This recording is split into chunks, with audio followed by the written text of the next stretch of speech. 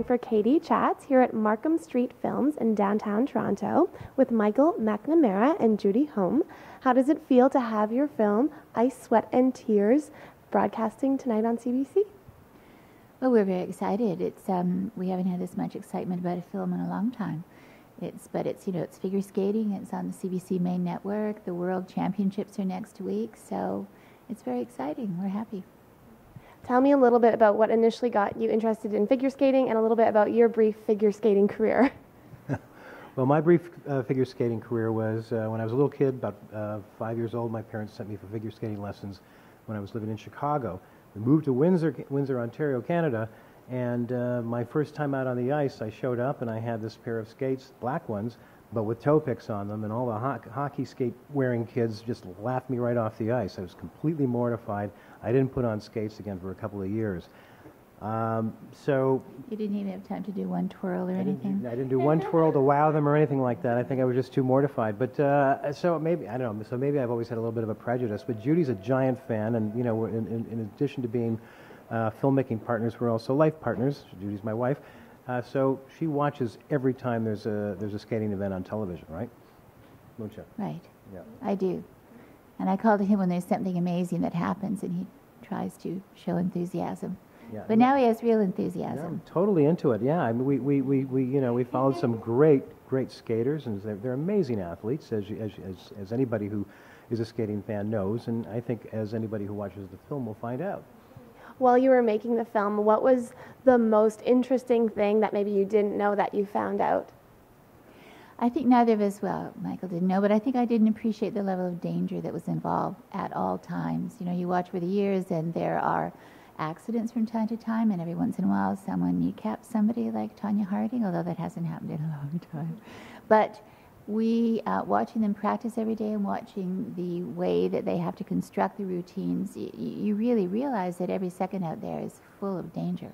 And even Patrick Chan falls every once in a while. I mean, you know, we have this whole sequence in the film actually where we see all the very best skaters taking a tumble once or twice. You know, I mean, it's just what happens. But also they've got knives on their feet. You know, and no protective clothing. No protective clothing, and they're going very fast. You know, a hockey player will be out on the ice for 25 seconds for a shift, and they'll go in, they'll take a little rest on the bench, they'll go back out again.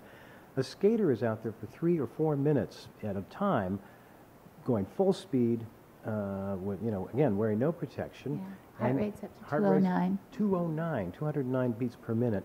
And then they got to finish like it was a walk in the park. They got a big smile on their face, and they go and sit in the kiss and cry and wait for their score. So yeah, and then have somebody tell them what they thought of them. Yeah, that's right. Somebody judges them, right? That's it. So it's a high pressure, high tension kind of world, and so it's a great subject for a documentary. That sure. would have pain of heart. But you know, Kurt Browning and Laurie Nichol, I was thinking of this earlier, both had something really great to say. When it was about being dangerous, and also about the two ice dancing teams, the Canadians and the Americans, training with the same coach. Kurt said, you know, it's full of pressure, but, you know, pressure builds diamonds. Mm-hmm. And Laurie Nichol had some wonderful things to say about how going out on the ice just made you face your fears, right? And why not do that? How did you come up with the title Blood, Sweat, and Tears? Or I mean, Ice, Sweat, and Tears. There was almost blood, sweat, and tears a few times, yeah. Well, you know, I mean, this was it. We were looking for what are the elements, you know, what does it take to make a champion? And so, we wanted to kind of sort of show that world. And so that's what it takes. It takes ice, and it takes a lot of stamina, a lot of sweat, a lot of training. And there's frequently disappointment and anxiety, and that comes with the territory. And so there's tears. How do you hope that figure skating fans will respond to the film? Well, we hope the fans will like it. We hope that we convert some people into being fans. But, you know, there's a core of figure skating fans who are really, really dedicated.